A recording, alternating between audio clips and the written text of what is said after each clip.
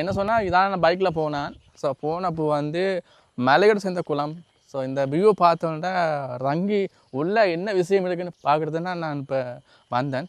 So பார்ப்போம் என்ன மாதிரி இருக்குன்ட்டு.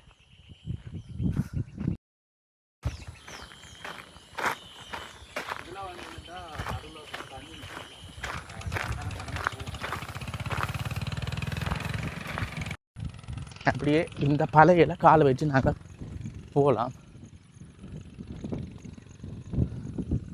ரொம்ப வித்தியாசமாக இருக்குது. ஏண்டா வவுனியா டவுனை தாண்டி இந்த மாதிரி இடங்களில் வந்து ரிலாக்ஸ் பண்ணுறது எல்லாமே ரொம்ப சுவாரஸ்யம். பொதுவாக என்னென்னா குளத்தோட குளக்காட்டு இந்த மாதிரி தண்ணி அதெல்லாம் இருக்குது. ஆனால் இங்கே வந்து மலையோடு சேர்ந்த குளம். பட் அங்கெல்லாம் குளக்காட்டு இருக்குது, நல்லா குளக்காட்டு இருக்குது. நமக்கு இது கொஞ்சம் புது இடம்.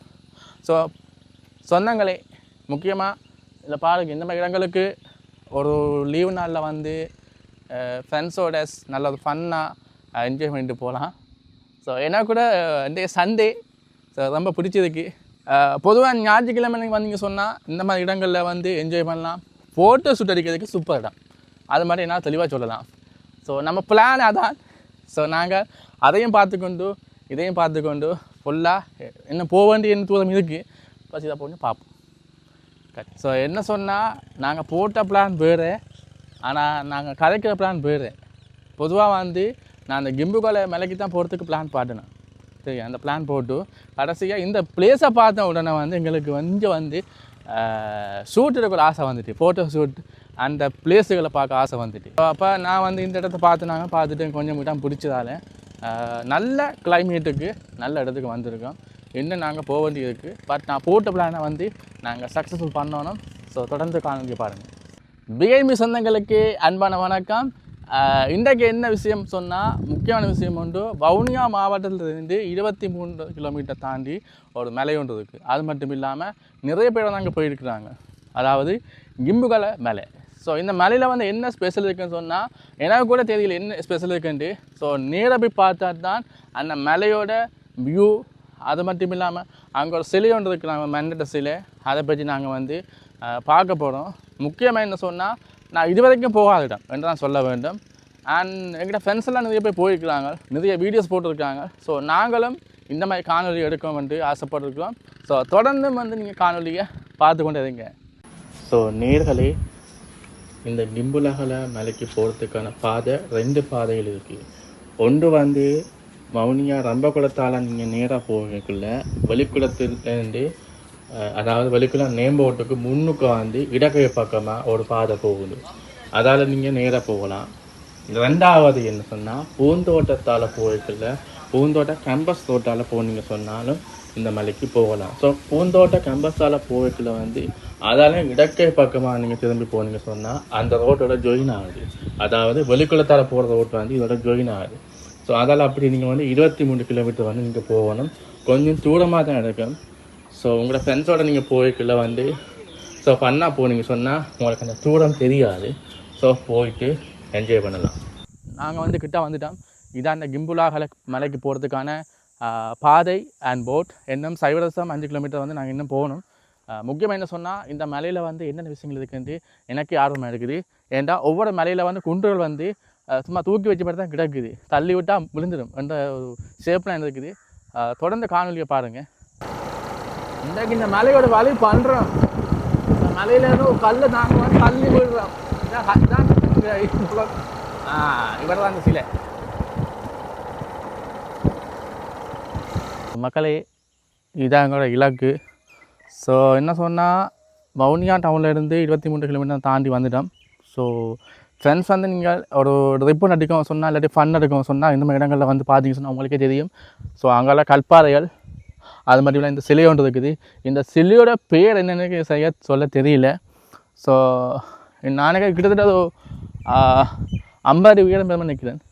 ஸோ இல்லை இப்போ என்ன சொன்னால், இப்போ உங்களுக்கு தெரியும் இந்த மாதிரி இடங்கள் வந்து பார்க்குறது ரொம்ப அரிது. இந்த மாதிரி இடங்கள் வந்து எல்லாம் ஒரு முன்னோர்களோட பொக்கிஷம் உண்டு. நாங்கள் அதுவெல்லாம் வந்து பாதுகாப்பாக பார்த்துக்கொள்ளணும். அதான் முக்கியமான விஷயம் மட்டும். இவ்வளோ போய் சிலையை வந்து உருவாக்கி இருக்கிறாங்க. ஸோ பேர் எங்களுக்கு செய்ய சொல்ல தெரியல. ஸோ நேர்களே உங்களுக்கு தெரிஞ்சால் சொல்லுங்கள் இதோட பேர் என்னண்டு. ஸோ நான் போக வேண்டிய இடம் வந்து ஸோ அந்த மலை குன்று அது தெரியுது பாருங்கள், அந்த கொடி கொண்டு ஃப்ளை பண்ணுது. ஸோ அதுதான் எங்களோட டார்கெட். நாங்கள் போகமாட்டங்கள் தெரியல, பட் போயாகணுன்ற குறிக்கோள் இருக்கிறோம். ஸோ வாங்க பார்க்கலாம். ஸோ மேலே போகிறதுக்கு முதல்ல வந்து நாங்கள் இந்த இடத்துல பதியணும். ஸோ நாங்கள் வந்து பதிஞ்சிட்டு தான் போகணும். என்ன சொன்னால் இதில் வந்து எனக்கு பாதை எப்படி போகிறது, என்ன மாதிரி போகிறது எனக்கு எதுவுமே தெரியாது. இந்த மாதிரி மலையை ஃபுல்லாக காட்டுறோம். ரொம்பவே முக்கியமான விஷயம் என்ன சொன்னால், இந்த இடத்துல வந்து அபாயம் மின்சார வேலி இருக்குது. ஸோ இது வந்து எதுக்காக போட்டிருப்பாங்க உங்களுக்கே தெரியும். இந்த யானை கரடிகள் வந்து உள்ளே அண்டாமல் இருக்கணுமென்ற கேட்டால் அது போட்டிருக்காங்க. ஸோ கவனமாக வந்து இந்த பாதையில் போகணும்.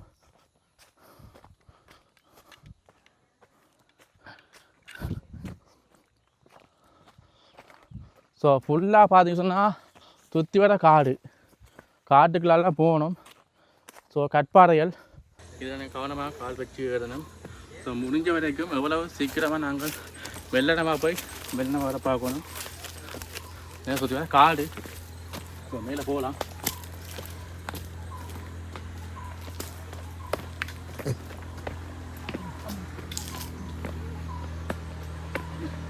பாருங்க மக்களே, என்னோட இனிமையான பயணம். இந்த மேலையில் ஏறுறது ரொம்ப கஷ்டம். நாங்கள் மூச்சு உடைக்குது போதும், கொஞ்சம் தான் போகுது. இப்போவே நாக்கு தள்ளுது. என்ன சொன்னால் என்ன முக்கிய விஷயம் வந்து இதில் புத்த சிலை ஒன்று இருக்குது. ஸோ நாங்கள் வந்து ஷூ போட்டிருக்கோம். இருந்தாலும் நான் ஷூவை காட்டி தான் போகிறேன்.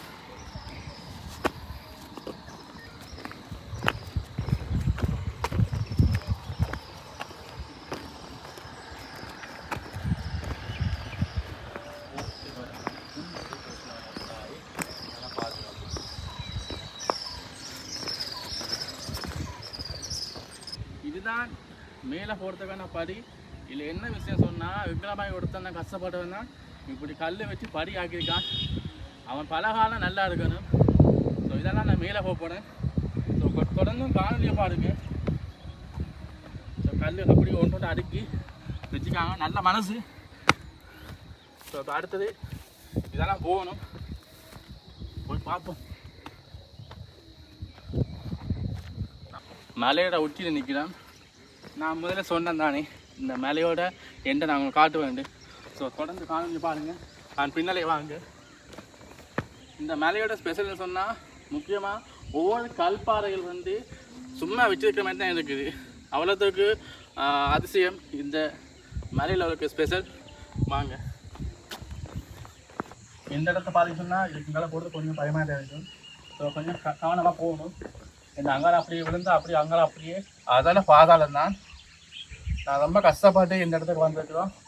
இப்போ சரியாக வந்து டைம் ஆகிட்டு இன்னும் ஒரு அரை மணி நேரத்துலேயே நாங்கள் கீழே வங்கி ஆகணும். ஏன்னா அந்த பாறை வந்து செங்குத்தாக இருக்குது. கொஞ்சம் விழுந்தாலும் அப்படியே போக வேண்டியதுதான். அப்படியே போக வேண்டியதான காயங்கள் வேணும்.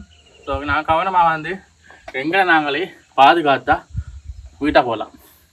புத்த சிலை விடுறதுக்கு ஸோ புத்த சிலை இந்த கையில் வந்து சில்லறை காசு என்னது இருக்குது. ஸோ நாங்களும் இந்த காசு போகிறோம். ஸோ எங்கிட்ட நான் போடுறதா சில்லறையாக கிடக்கு. இந்த காசை நான் இந்த இடத்துல விற்கிறேன். ஸோ இதெல்லாம் நம்பிக்கை நமக்கு ஒரு செல்வ செழிப்பு வந்து கிரிக்கெட் ஆகும். அதுக்காக இந்த காசை போடுறோம். பட் இந்த இடம் வந்து நல்ல இடம், நல்லது காற்று வாங்கக்கூடிய, நல்லது ரிலாக்ஸ் பண்ணக்கூடிய இடம் மட்டும். அந்த ஃப்ளக் ஒன்று ஃப்ளைங் பண்ணி கொண்டு இருக்குது. நாங்கள் அங்கேருந்து வந்தப்போ வந்து ஒரு கொடி ஒன்று பண்ணுறது தானே, அது இந்த கடையில் இருக்குது. ஸோ ரொம்பவே அழகாக இருக்குது இடம். பார்த்தீங்கன்னா பெரிய ஒரு மலை பாறை உண்டு. அது மட்டும் இல்லாமல் நான் மேலே போயிடாது. பட் நான் ட்ரை பண்ணுறேன், மேலே போய் ட்ரை பண்ணுறேன். பட் எந்தளவுக்கு சாத்தியம் எங்களை சொல்ல முடியாது. ஸோ தொடர்ந்து காணொலியை பாருங்கள். ஸோ நேர்களே, இப்போது எங்கே நிற்கும் சொன்னால் எல்லாருக்குமே தெரியும். நான் முதல்ல சொன்னால் இந்த மலையோட மேற்பக்கத்தை உங்களுக்கு காட்டு வேண்டு. இப்போது அந்த மலையோட மேல் பக்கத்தில் தான் நினைக்கிறேன். ஸோ பார்த்தீங்கன்னா வந்து சன்செட் ரொம்பவே அழகாக இருக்குது. அது இந்த டைமில் வந்து அதாவது நீங்கள் வவுனியாவில் வலிக்கணும்னு சொன்னால் ஒரு 3 மணிக்கு வலிக்கிட்டீங்கன்னா இங்கே 3:30க்கு வந்து நீங்கள் சேஃபாக லேண்ட் ஆகலாம். லேண்ட் ஆகி முன்னுக்கு வந்து பதிவு செய்துட்டு நீங்கள் மேலே ஏறும் கொஞ்சம் கஷ்டமாக இருக்கும். இப்போ நான் கீழே வங்கிக்கில் எங்களுக்கு சம்பவம் இருக்குன்னு எங்களுக்கு கன்ஃபார்மாக தெரியும். பட் இருந்தாலும் நாங்கள் வந்து கேர்ஃபுல்லாக நாங்கள் வங்கி கீழே அப்படியே பைக் எடுத்து போகணும். இல்லைன்னு சொன்னால் இன்னும் கொஞ்சம் லேட் ஆகினா இன்னும் கொஞ்சம் அப்படி 6 மணி தாண்டி 6:30 7 மணி தாங்கி சொன்னால் 6 தங்குறது கொஞ்சம் கஷ்டமாக இருக்கும். ஸோ நீங்கள் ஏர்லியாக வந்து நீங்கள் தங்கி சேவாக போகிறது உங்களுக்கு பாதுகாப்பாக இருக்கும். ஸோ இன்னமும் நிகழ்ச்சியில் வந்து உங்களை நான் சந்திக்கும் வரை நான் என்று உங்கள் காத்து.